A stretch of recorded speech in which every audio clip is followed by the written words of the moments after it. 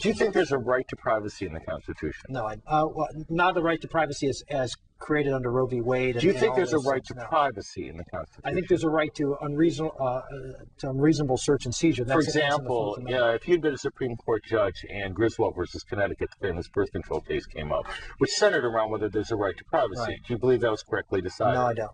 I write about it in the book. The state of Connecticut had the right to ban birth control. I think they for were married wrong. couples. It was a bad law. But they had the right. They had the right. They had the right.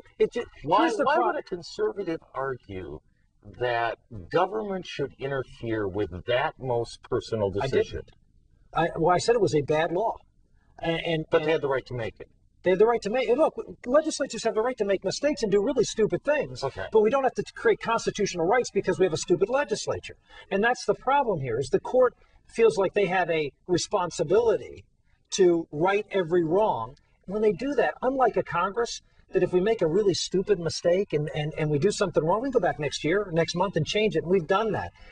Courts don't do that. They only get cases that come before them, and they have to make broad, sweeping decisions that have huge impact down the road. That's what happened in Griswold. It was a bad law. The court felt, we can't let this bad law stay in place. It's wrong. It was. But they created out of whole cloth a right that now has gone far, far from Griswold versus Connecticut.